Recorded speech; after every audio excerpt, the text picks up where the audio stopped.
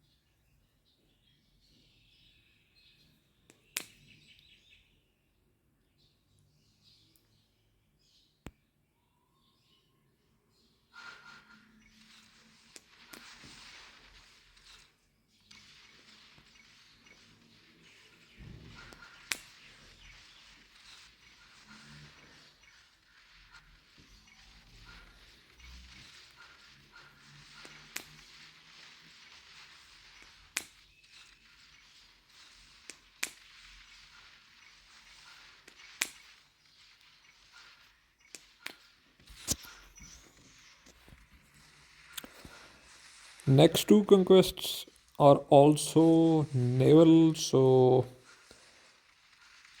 a lot of players have upgraded their naval officers right now because I'm seeing the increase in power of the units.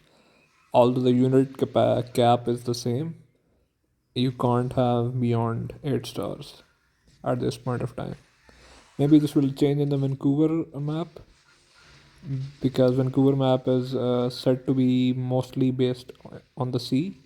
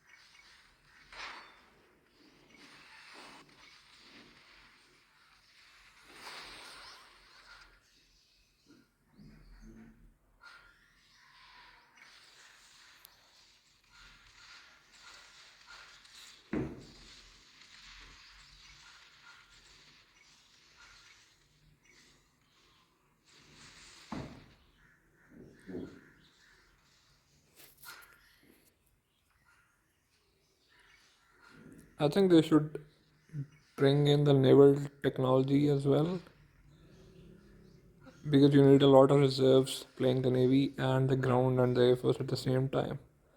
If a map has dual nature like agency has, like it just eats all your reserves. So you need higher reserve capacity and much faster reserve recovery rate.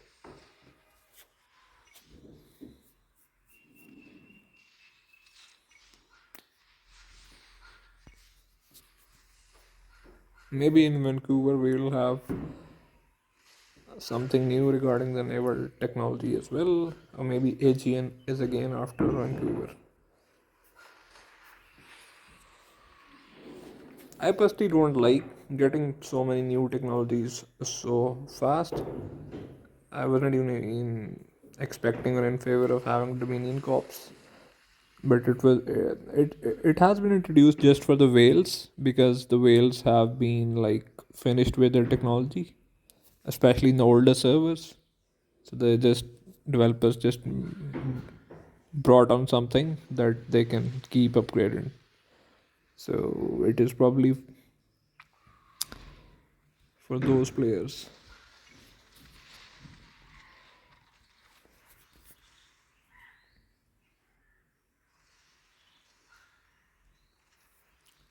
But with the introduction of Vancouver, the developers are quite clear in the strategy. They just want to force players to invest in Navy as well.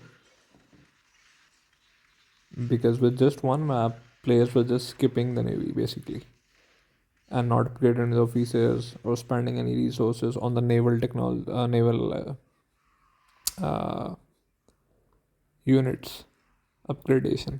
And they were prioritizing the ground and the air force. But with three back to back naval maps, I think this is about to change. People are being like players will have to invest in Navy if they want to succeed.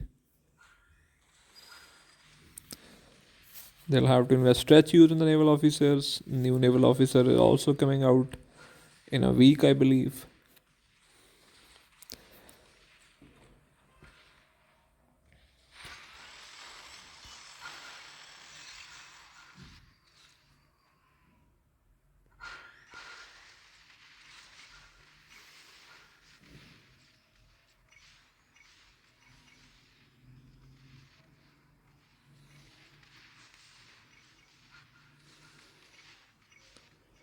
Armor destroyers are really strong with Captain Unbeaten and Surf.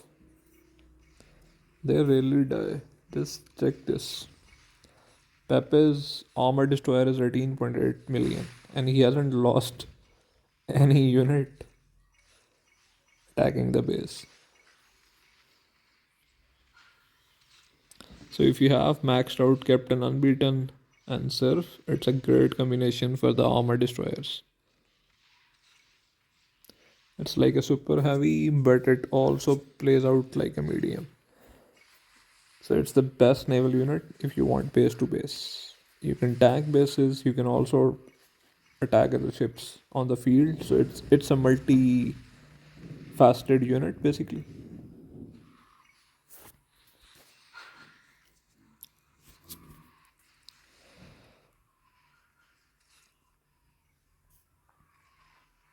If you like sniping, if you're a light tank lover, then obviously submarines are the way to go. You can make submarine AGs and try to hide them and try to snipe units while they are being recruited in the army groups. You have to find very good spots though to snipe units. But for base to base, you need armor destroyers from the Martyrs camp and guided missile destroyers from Liberty camp. Guided missile destroyers are like artillery of the sea. And you can obviously have aircraft carriers, they give you a long range, they can damage ships and all that. You can obviously have vanguard ships, they counter the submarines and they counter the aircraft carriers and the missiles and everything. But generally speaking, I think having armored destroyers is a set choice, especially if you don't have a lot of martyr camp units, then you should definitely invest in the armored destroyer. They are in the meta right now. With Captain Unbeaten and Surf, it's very hard to kill them easily.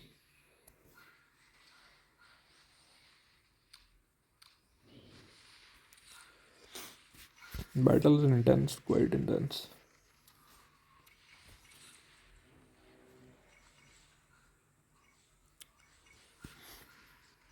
F2P and S40 are dominating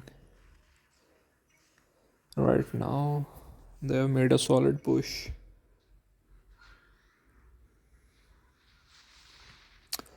300 and Goth will have to get back and regroup because in the naval groups fight, if you start losing and if you are outnumbered and outgunned, basically you are bound to lose all the units. So to save reserves, you have to retreat quickly, regroup, and then come again to attack. Otherwise, it's just suicide. If your group is smaller, then you just have to retreat and make more groups. You have to maneuver your units quite tactically.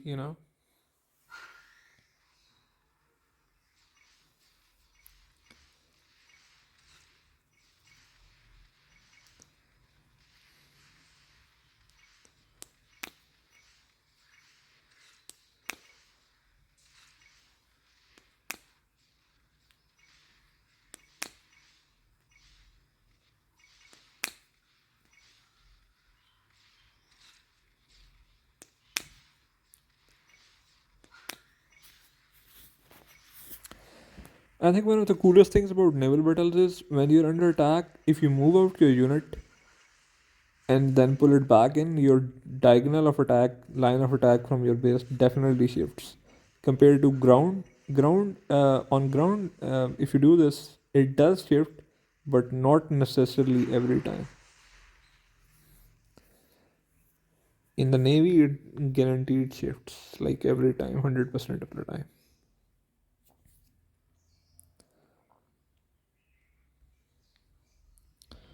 On the ground, there is also stalemate. Sen have blocked 27 and T from going to this blockhouse. All the fight has been taking place here. I've uploaded the previous videos on the YouTube. You guys can go and watch. Do like my videos, guys, and do let me know what you want to see so I can make content on that. I generally like uh, fights, so I make content around fights.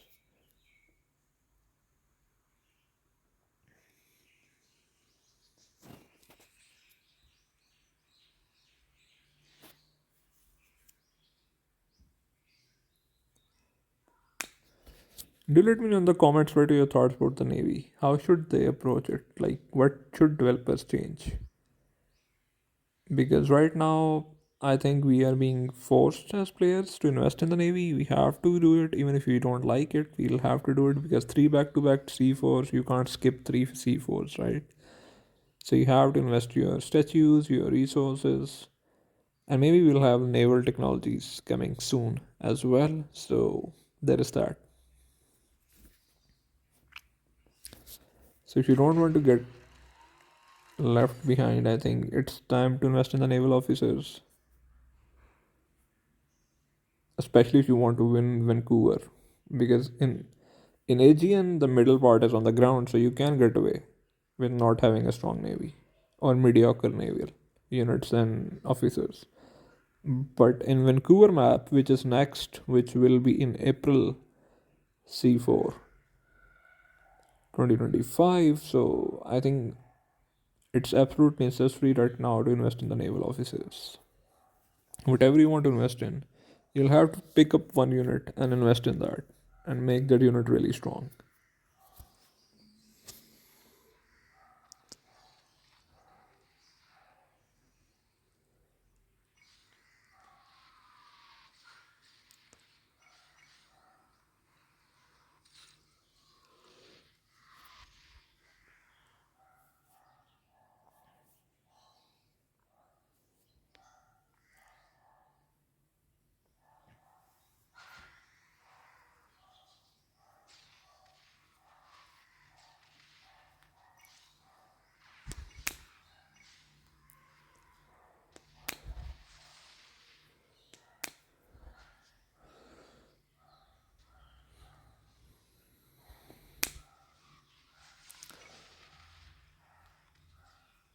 In naval fights, from what I've noticed, the mistake you can do is if you move few units out, like gods are doing right now.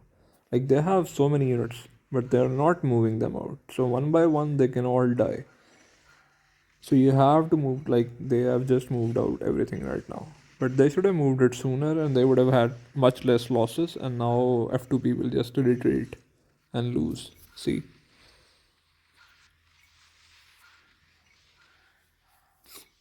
So you need to coordinate with the groups. You have to numbers quantity make the superiority in naval battlefields.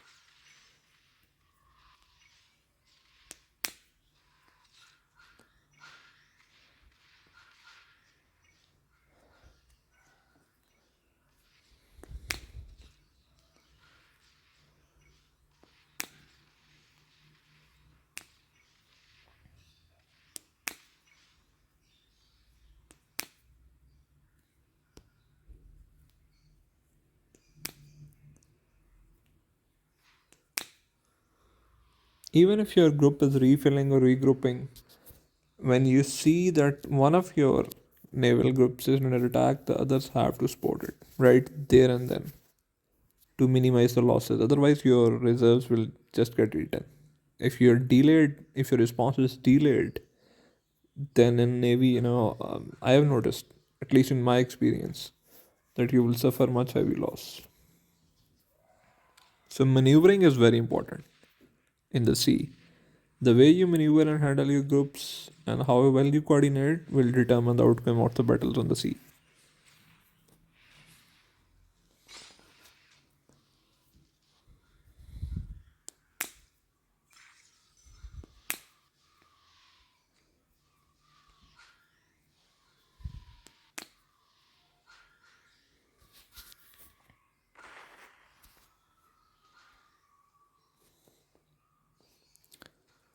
Do let me know if you want to see the naval battles because I generally don't cover naval battles. I haven't covered naval battles previously in my videos. I think I've just posted once, I believe.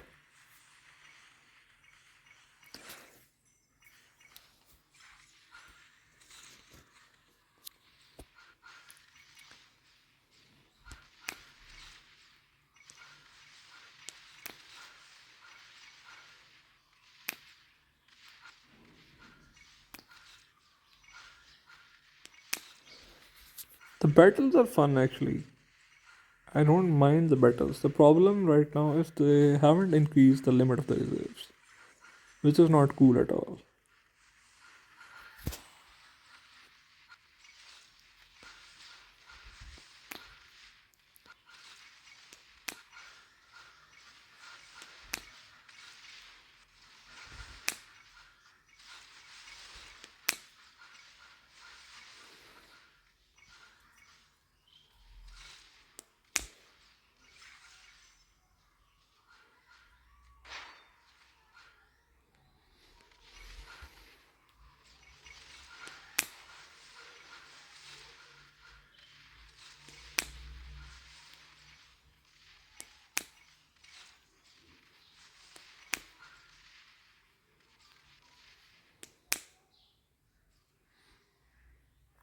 Now the Goths are countering.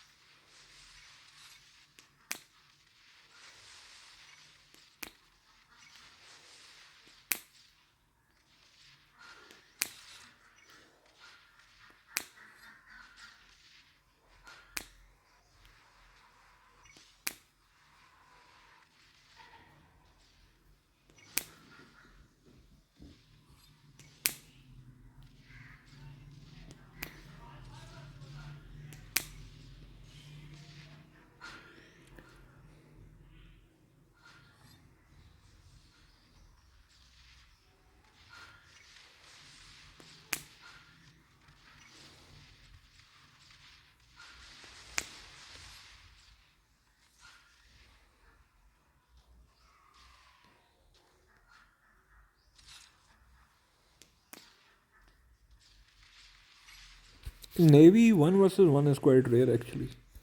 It's very hard to kill bases one on one, especially if the other player is online, like Pepe's doing. Pepe's really strong. That's why he's doing it. Like you have to be a massive whale. Mike is not that weak either.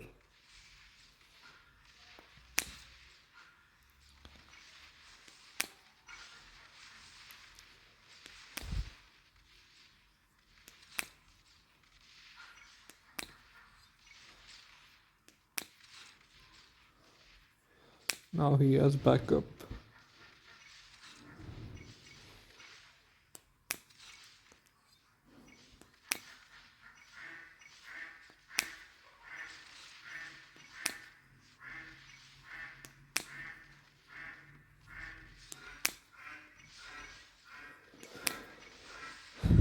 Mike has activated the buffs quite late, but it takes a long while to kill a base in one-on-one scenario. In ground, it takes long as well. I mean, at whale standards, you can't just kill anyone your size that easily.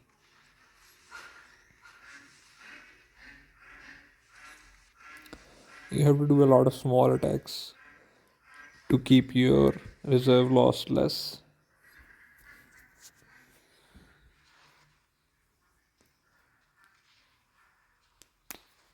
Now they're doing counter on Pepe.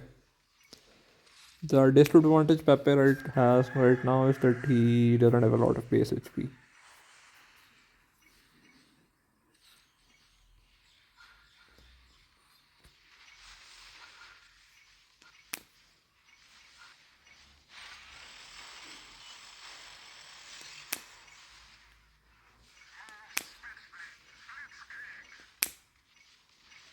He will probably lose.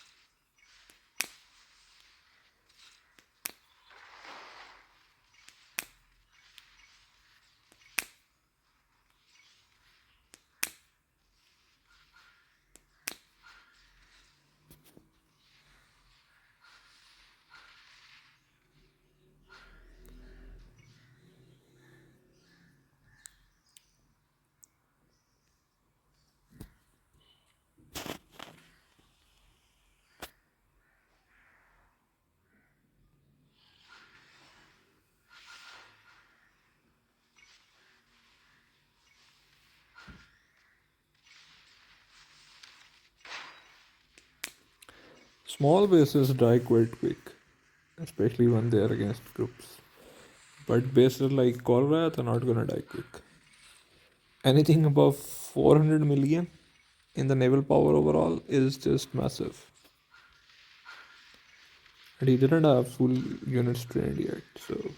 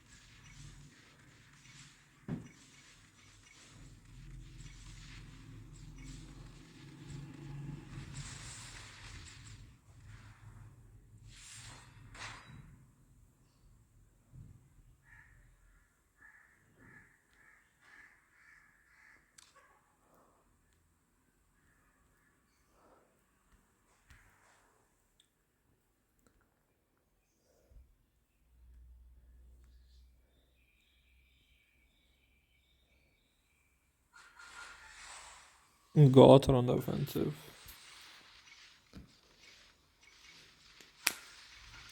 If you have good armor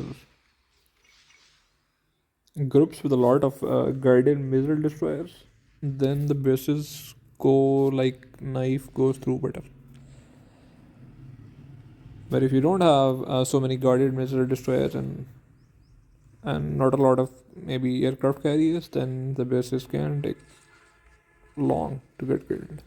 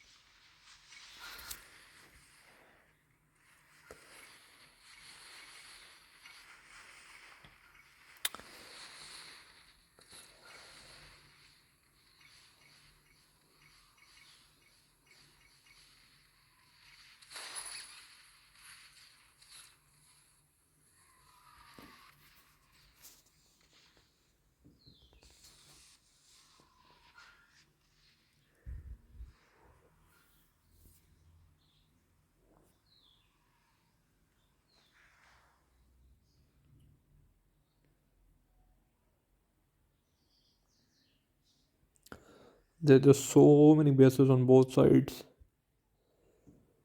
See the amount of bases there are. It's crazy.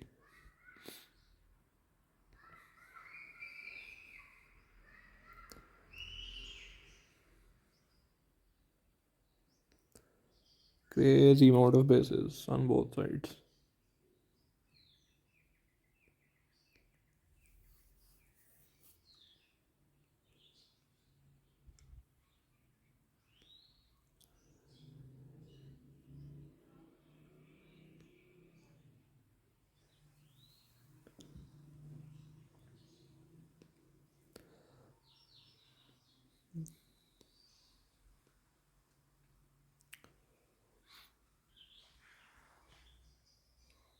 And do let me know your thoughts in the comments, guys, about Navy and everything. Which unit are you going for? How do you think they should change things in naval battlefield? I think Navy is fun. It's just that it's the reserves cost too much for as much as I'm concerned. And secondly, just they've introduced a whole new branch in the game and they haven't given us any extra stuff. Like you have to sacrifice your ground and air units to be able to develop naval units. So in everything you get, like in arena or every store you have the same amount of points, but you have been allotted additional naval stuff to buy, and there are not enough points in some of these stores. So I think they should change that, at least for growing players. Like for a growing players, the priority number one, even today, is ground units and air units. Naval comes third as far as I am concerned. So you can't develop all three at the same time, and you have to pick and choose. And when you have to pick and choose, you have to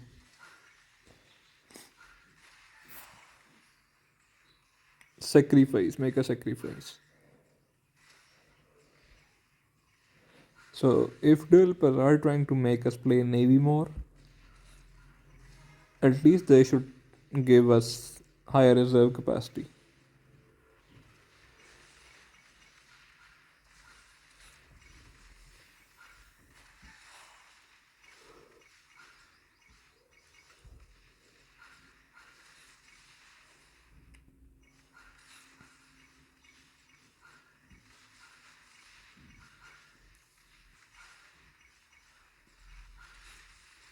Like in my humble opinion, when the Navy was introduced, they should have just increased the capacity of reserves by 2 or 3,000 right off the bat,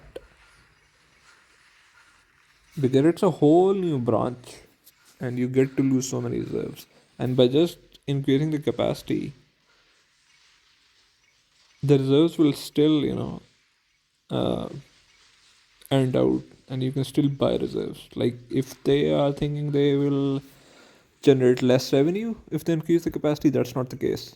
It will encourage more warfare, in my opinion. So they have to give us more reserves and higher reserve recovery rate as well. But most importantly, higher capacity of reserves. Because with 2 3K extra reserves in the start, when you start, like that would make the first few days more interesting, in my opinion. Then it all comes down to managing reserves, your how you recover, how you play, and everything. But most of these guys will run out of reserves just in the first few days, and then they'll have nothing left in the tank, and then there will be a staring contest. People will just wait for 15 to 20 hours staring at each other. So, in order to avoid that and encourage more warfare, they have to give us higher reserve capacity. This is my take.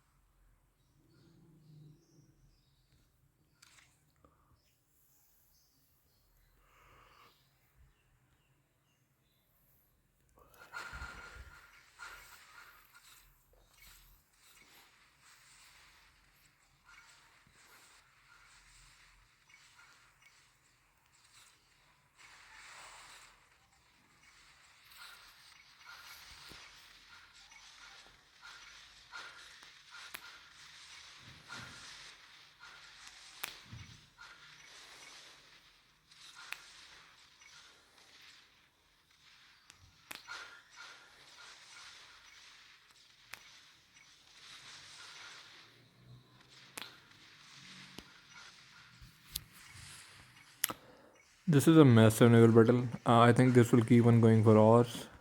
I don't have time to record all the fight, but it has been going on since long, I believe. Much before I started even recording the fight. It has been going on before that, and God knows how long it will continue to go.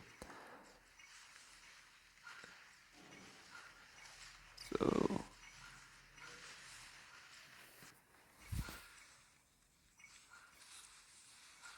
so many aircraft carriers.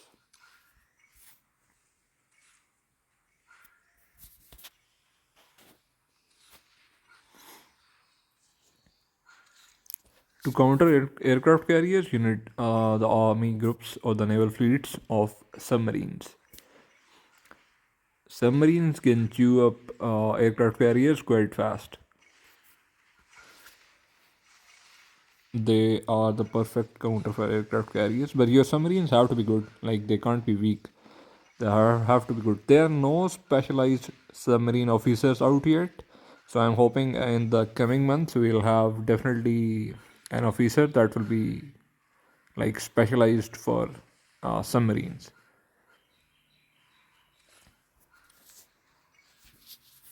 Right now we only have officers that are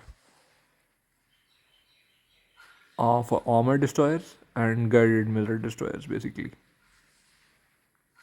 So we'll definitely be having officers that are specialized for specific units in the future, and that would make the battlefield more diverse, in my opinion.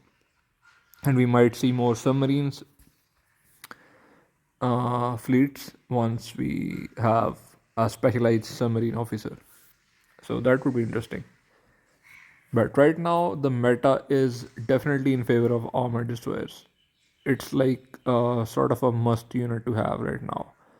If you have a very good armor destroyers, you have Captain Unbeaten, Vacant, and the Surf Officer Vacant. Then it's the best combo out there right now, and you can kill ships, you can kill bases with it, you can tank stuff.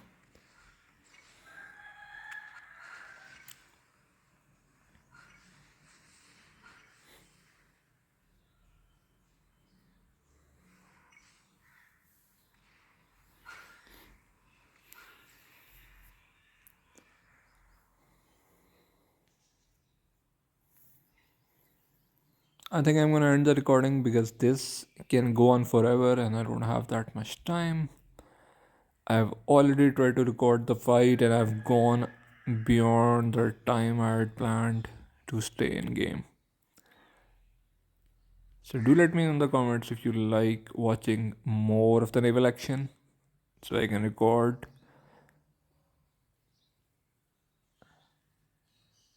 more of the naval fights. If you genuinely want to watch, do like and subscribe, guys. It really helps the channel out. Thank you so much for watching.